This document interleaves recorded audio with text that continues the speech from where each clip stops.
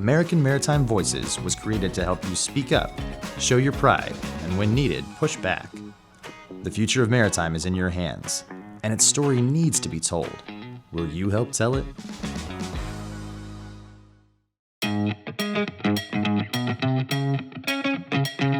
Welcome back to the American Maritime Podcast. We're glad to have you aboard. I'm your host, Jennifer Carpenter, and today we are honored to welcome Chairman Laura DiBella, the recently appointed leader of the U.S. Federal Maritime Commission, or FMC. Chairman DiBella took the helm of the FMC in late January 2026 and brings a wealth of experience spanning economic development, port management, and maritime policy. Before her appointment, Laura served as Florida's first female Secretary of Commerce and as President and CEO of Enterprise Florida. She also led the Florida Harbor Pilots Association and directed the Port of Fernandina. Now, as chairman of the FMC, she is tasked with ensuring a fair and competitive ocean transportation system for America and advancing the administration's maritime agenda. Thank you so much for joining us. It's been my pleasure. Thank you so much. So let's start with the basics. Our listeners come from a variety of maritime backgrounds, and not all of them are super familiar with the FMC. Could you just kind of give us Federal Maritime Commission 101? What does your agency do? Well, we are the regulators of ocean shipping in a very simple one sentence. So, and that encompasses pretty much everything as it relates to U.S. cargo. So the best way to almost describe what the FMC does is almost saying, comparing us to MARAD, which is who we are often confused with in role and function, although we do use a pun, row in the same direction very much, in tandem with one another as it relates to the United States and its mission, its maritime mission. But the FMC is an independent agency with the federal government. We are staff about 108, I think, as of today. So and growing, but not too much. But we're growing by leaps and bounds as far as talent is concerned. And we were designed to help support everything that essentially MARAD does, which is protecting the U.S. flag, protecting shipping as it relates to, the United States interest. And that is, our purpose in life. So anywhere where U.S. cargo is in the world and has the potential for risk, economic or otherwise, we have the ability to get involved. So we want to make sure that that the arena is competitive, efficient, and economical for the U.S. shipper. Plain and simple. Efficient, competitive, and economical. Absolutely. Here. Yeah. Well, let's come back to the FMC's mission in a minute, but I want to just talk about you a little bit. You've done a lot in Florida state government, economic development. How did you find your way to the maritime sector, and how did that prepare you for the role that you're in now? I was basically voluntold to be port director when I was in local economic development. So from 2014 to 2019, I was the economic development director for a county in Florida called Nassau County, Florida. For those that are familiar with Amelia Island, that's okay. The county. So in between basically Jacksonville and Georgia is where Nassau County sits. And there's a small port called the Port of Fernandina that is situated within the county. It's often very overlooked. It's a little 19-acre footprint, but served a very significant purpose, back in the day, and still does to this day, in the small port universe. So the port was going through a transition at the time where Kinder Morgan was the terminal operator. We have a sole terminal operator, and they were selling off their portfolio, and Port of Fernandina was part of that. In that process, in that transition, the port director had resigned. So I was approached by members of the Port Commission, DOT, the harbor pilots, and they all basically said the same thing. They said, would you mind being, standing in as the port director while we go through this transition? And, being the economic development director and understanding the role of a port, and that's pretty much where my understanding of the port was at that time, just how important it was to the economy. I was just like, sure, I'd be happy to step in. And without compensation, there wasn't any discussion of that, and it was completely understood. It's just an extra hat just to help for a smooth transition. That transition and temporary assignment lasted actually 2.5 years. So I ended up being not only economic development director for the county, which was rapidly growing, but also port director for the port. And the rest is history. I fell in love with the industry and all that goes with it, and got to know so many people and work with all the programs that exist out there, and eventually got brought over by the harbor pilots, recruited by the harbor pilots in November of 2019. And then we all know what happened a few months later in 2020. And again, that only further enhanced my maritime love, but also experience, in the industry, seeing things from the water side. That is fantastic. Yeah. So what was your first reaction when you heard that President Trump wanted to nominate you as an FMC commissioner? I was thrilled. It's, you want to say, dream come true in a sense. I mean, I always wanted to go back to the industry. When I was appointed Secretary of Commerce, I was with the harbor pilots at the time when that appointment came. Secretary of Commerce of the state of Florida, that is. So when that appointment came, I was elated, of course, honored, but I also cried. And the harbor pilots know this, and I said to myself, this is an opportunity of a lifetime. I said, but I will be back. I will be back, and I'm not sure in what form. I said, but I will come back to the industry, and because this is where I feel like not only I can be the most effective, but this is where I feel like I'm most at home. And this is it. Like, I couldn't have asked for really a better opportunity. So it's great. Well, that is fantastic, and it is such a really consequential time for American Maritime. So the White House has just released America's Maritime Action Plan, which lays out a pretty ambitious plan to really revitalize the U.S. maritime industry. Can you talk a little bit about that plan and where you see the FMC playing a role in supporting and furthering the president's vision there? Right. So Maritime Action Plan is, a really robust document, and it's almost like it is an economic development strategic plan for the maritime industry in my mind, and the way I look at it, taking all the pillars into consideration, infrastructure, workforce, just many ways to build up the industry in all aspects. So it's a very well-rounded point of view that needs to be tackled from many angles, and that's the only way to bring industry back to the United States, in a very effective way. So I appreciate the document. It most of the responsibilities, I want to say all, most of the responsibilities are within MARAD. So inherent within that, we are playing a strong supporter in everything that we do because of our role with MARAD and our supportive role with MARAD.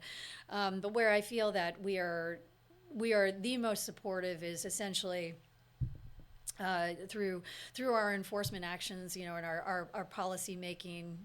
We are therefore supporting the U.S. shipper as it relates to MARAD's functions with, U.S. flagged vessels and all that goes with it. So we are shaping policy and helping grow the industry in our own unique way. Hear, hear. Can you tell us a little bit about your priorities as FMC chairman? Much of the same, what you've seen so far. We have our very, I don't want to call them basic functions, but we certainly have, our enforcement arm. We have our consumer affairs division, which is very, we're going to grow that and have that more outward facing now, so that shippers who perhaps aren't aware too much of how the FMC is able to help them will have a better awareness, because it's a wonderful arena to resolve disputes early on, or just kind of thwart any confusion that may exist, in this ever-evolving shipping universe. So that's I'd like to say is a real immediate priority is, having those that are the first intercept, at the FMC level out there more. That would be one of those. But then also, taking and this has been the direction the FMC has taken over the past several years. So it's not starting under me, but it's definitely continuing through me, is taking that wider lens look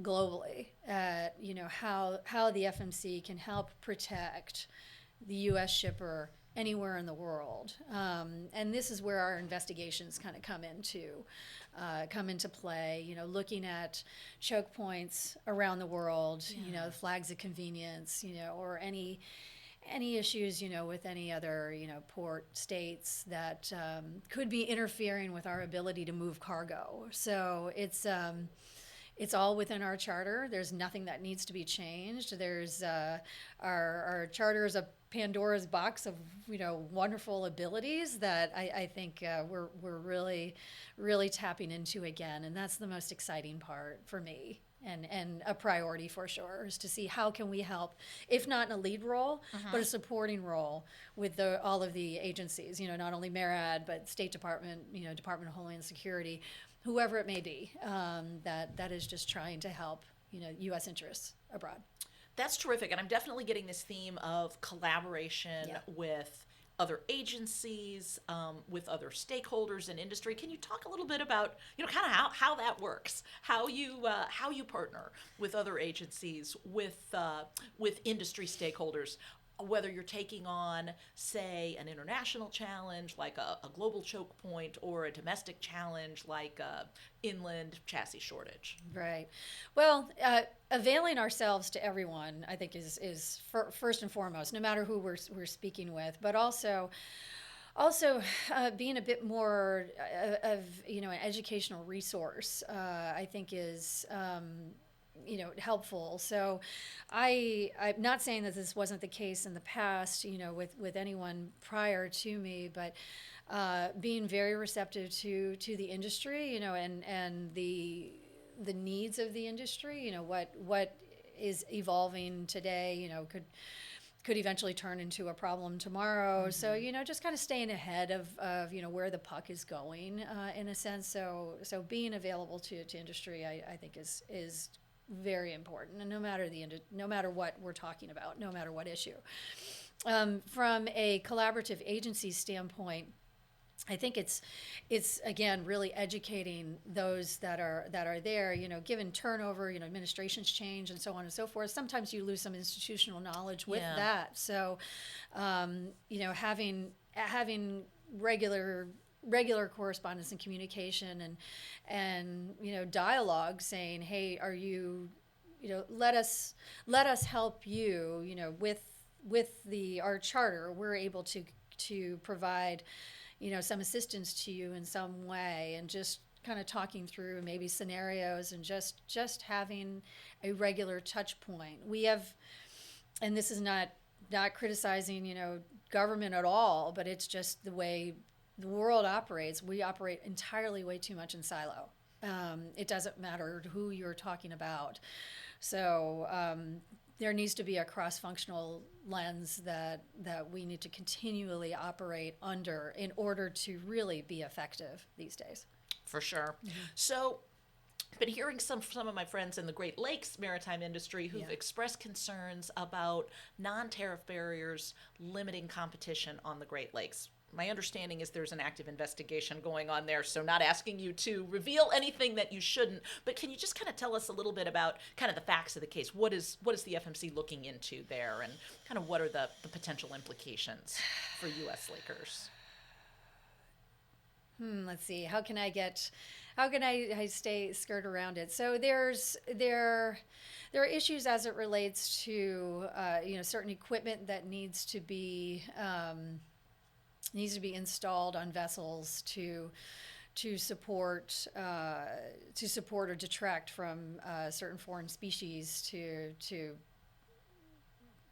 from a ballast standpoint in the Great Lakes. That's one of several issues that are going on there. Again, there's some collaboration that is needed as far as EPA. You know, we're working with everyone involved in order to make sure that you know, that situation, you know, comes to a reasonable close in a reasonable time frame. I know it's been open for a while, and it's not necessarily that aspect is kind of beyond our control. But yeah, the Great Lakes is a unique situation, you know, because of its you know, unique relationship, you know, and from a trading standpoint with Canada, and also you know, it's need to support everything in Middle America. So obviously keeping a close eye on that, and you know, seeing how we can continually be supportive. But yeah, that's all I can really talk about on that investigation at this point. So, Understand. yes. That's fair. And I'm sure we've got plenty of veterans of ballast water wars Yes. among our listeners, Yeah. present company included. Welcome to American Maritime Voices, your place to be heard. As part of American Maritime, you are critical to moving and securing our country. And now you can help tell the story of maritime and be part of key decisions that affect it. American Maritime Voices was created to help you speak up, show your pride, and when needed, push back. It's free to become a voice, and we'll keep you informed of what's happening in Washington, so you can help change the course of issues that matter most to you.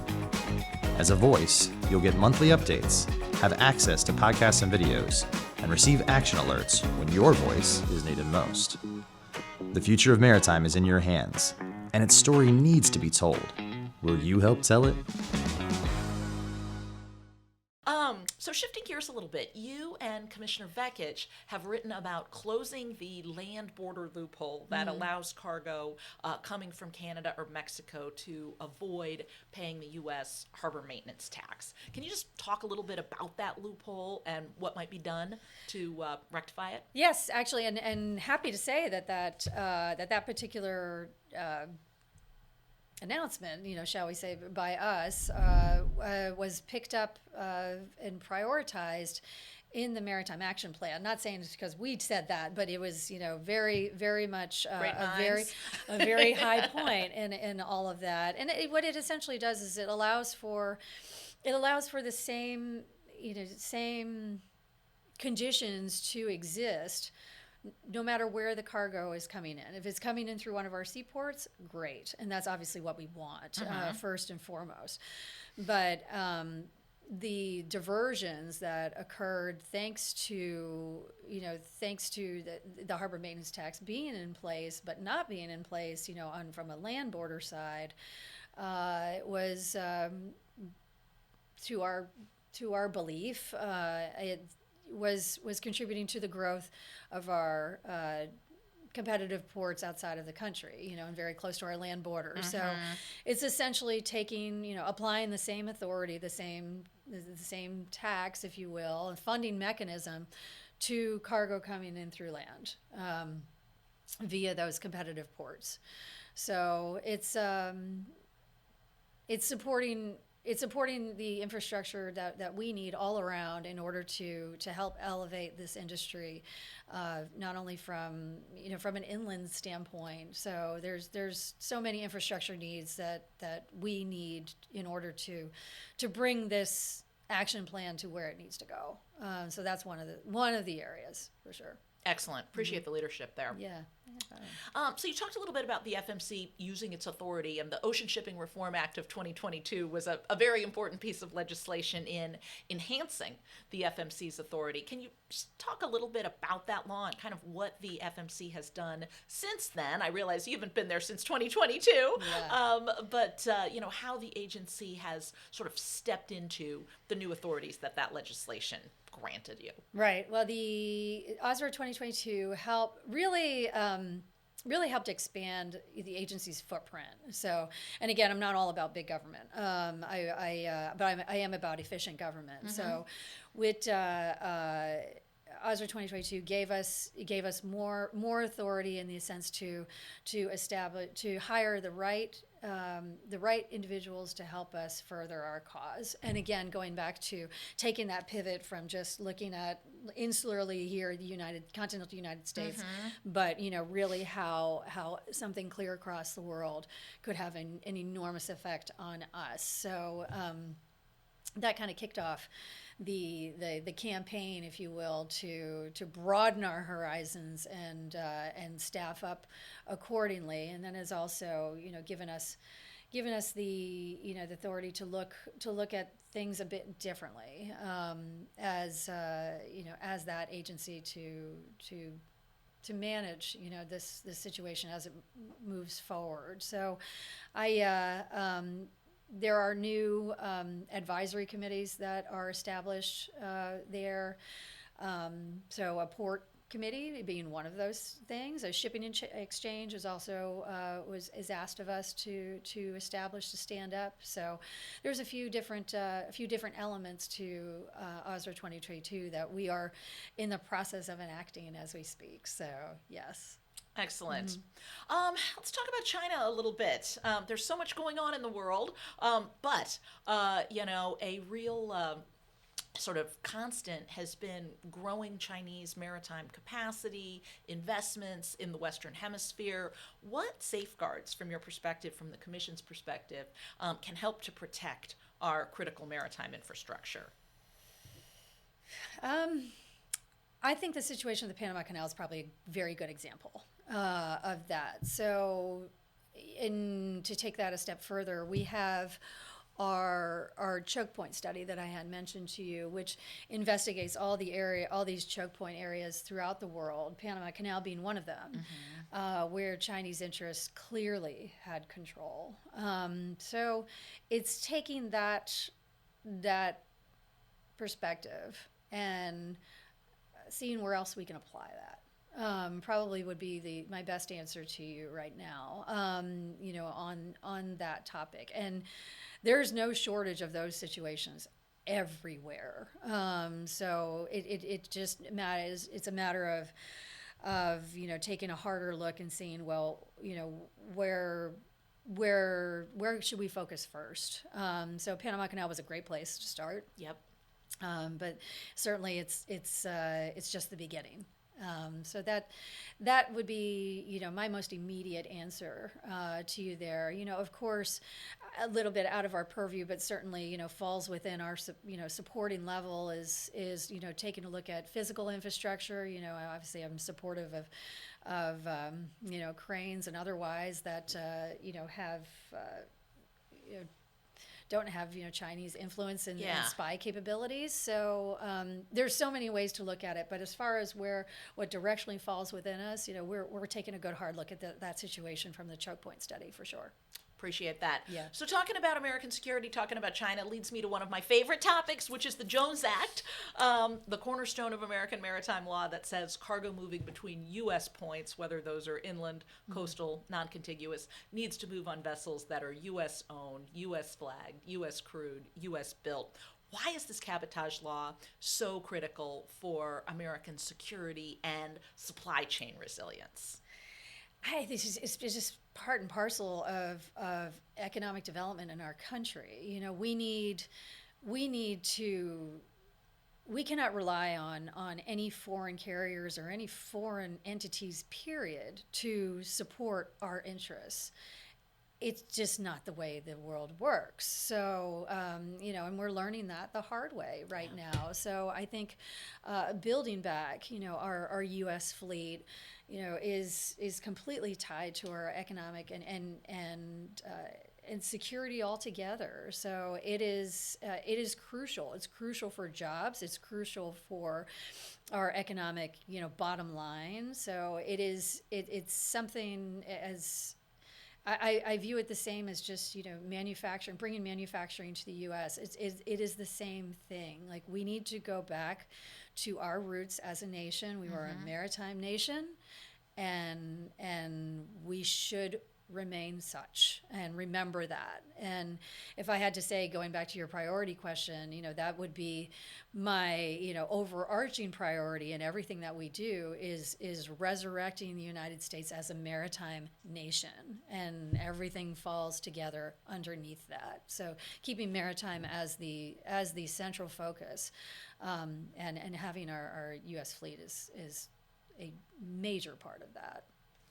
Extremely well said. Mm-hmm. I think when a lot of Americans think about maritime, they think about ships in international trade, either bringing imported cargo to the U.S. or taking U.S. exports. Why should they also be thinking about the 40,000 vessels that are moving cargo between U.S. ports every day? Jobs. It's jobs. It has a trickle-down effect to everything that we depend on, day in and day out. It provides employment for the local community. It provides, an economic impact to all the small businesses that are, that's a big part of it that I think is often lost in the equation. Again, the silo thinking, silo messaging in a sense. And again, not criticizing anybody, but it's just, it's drawing a distinction, like the why. Why is all this important? Who's really benefiting from it? So local communities, I say this a lot, and it is true, economic development is all local. So the movement of goods between ports, outside of the international cargoes, just, cargo in general, is so important to a local economy and the jobs and everybody that depends on that. So you're essentially supporting, the backbone of the economy by supporting the movement, more movement of goods. So less movement is not good. More is better. And small businesses benefit the most in all of this. Which you saw firsthand in your role as port director, Exactly. in your role as Commerce Secretary, for sure. So in your view, what does a healthy U.S. maritime ecosystem look like? Because I think we really are talking about an ecosystem. There's the international, there's the domestic. How does it all fit together? Yeah, and it has to go back. It has to go back to the local level. Where is, and this is where things get difficult, because if you don't necessarily have the local support, or the ability to support what you're looking to do from an infrastructure standpoint, it does make things difficult. But going back to the Maritime Action Plan, it does try to assist at the local level to begin the conversation. So, and I will answer you, I promise. I get long-winded, but okay, one big part of the Maritime Action Plan that I really do like is the Maritime Opportunity Zones. Yes. So it's and this is more important, I think, than people realize, and that it is helping identify and bringing in collaboratively local leadership, state and local leadership, to establish an area of maritime industry importance. That's not as easy as people think. Yeah. So that exercise alone, helps foundationally, bring awareness, acceptance, all of the things that could often cause, shall we say, turmoil in a community because of the not in my backyard types that unfortunately are out there. And then take it further. So it's going back to what I said before, starting with maritime, and then understanding what is needed in order to support the maritime. So is rail needed? Are you able to connect rail? Do we have the warehouse capabilities? Great. How are we doing on roads? So it is the conversation it's like an onion. You start peeling it back, but you have to start somewhere. You can't start at the road level. You can't start at the rail level. You can't start at the state level. You have to start absolutely at the waterfront level. And that's why I'm so appreciative of what's happening with the map, because it is forcing us to start where the conversation needs to begin. And that's right there at the local level. That's a great explanation, because I think a lot of folks, you hear maritime opportunity zones. It's just a positive term. It sounds good, but what is it? And you've explained that very very well. Thank you. Excellent. Thank you.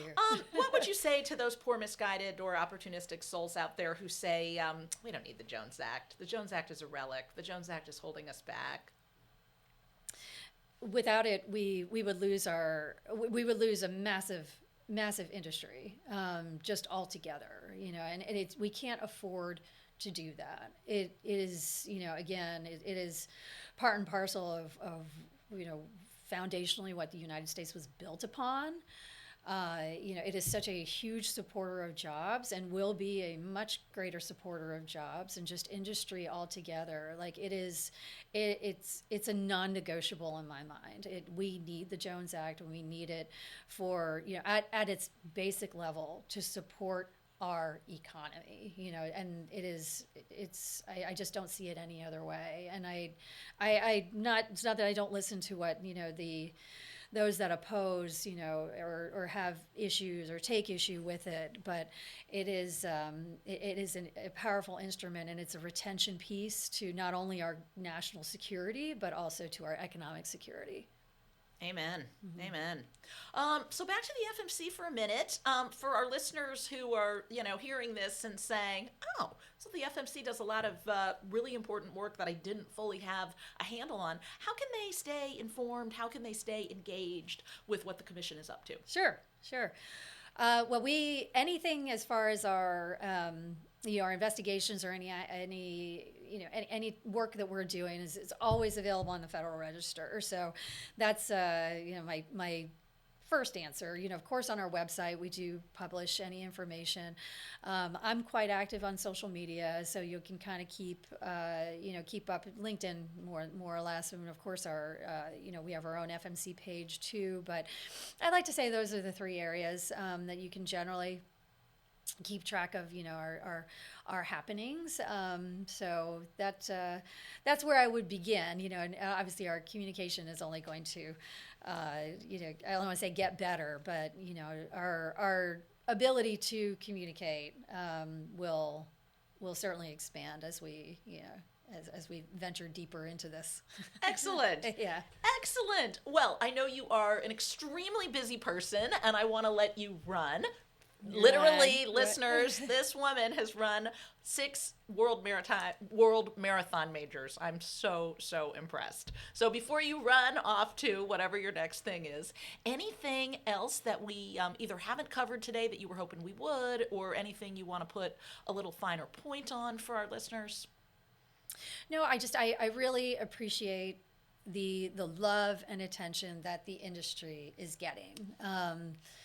You could not ask for a better time, really. And we need to strike while the iron is hot. We have the attention, we have, the resources, we have a tremendous talent, in the right places right now. And I don't want to say if we don't do this, we will lose it, because I believe we've hate to use the expression, the bullet's out of the gun. Like, it's time, we're rolling. Yeah. And we can't put maritime back in a box anymore. Like, it is no longer an afterthought. It is the central discussion point, and it should be. And I hope that's where it remains.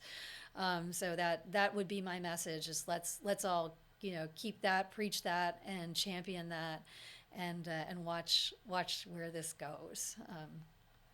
That's all for this episode of the American Maritime Podcast.